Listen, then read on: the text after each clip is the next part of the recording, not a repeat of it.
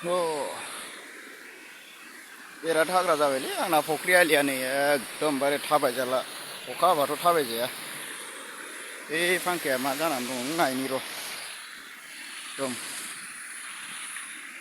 फांखा गंसे गिदिङाबानो बिराद खहा जानाय बायदि जायो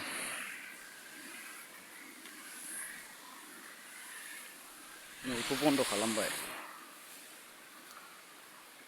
आरो नैबे दंबावोसैलाय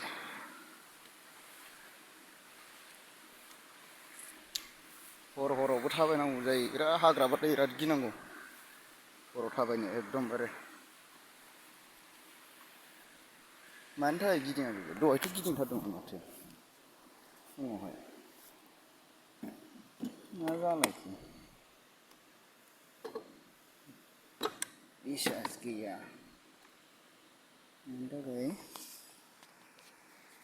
बिदि जाखो जेनेबा अन बुवाखैनो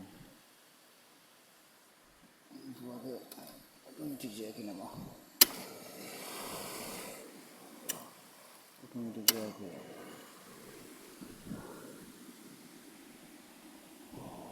मानि थाखाय जायाखै बेलाय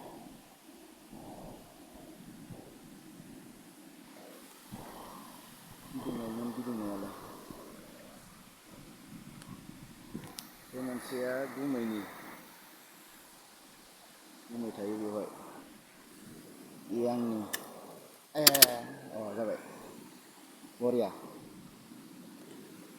नोंखौ बख'थारनांसिगोन एकदम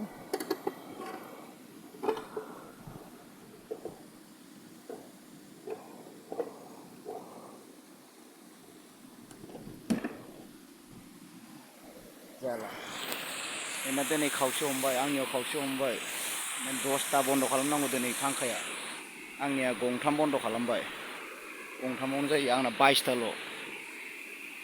7 बिगाल'सो नालाय बारा गिदिर नङा बेना 10 बिगाया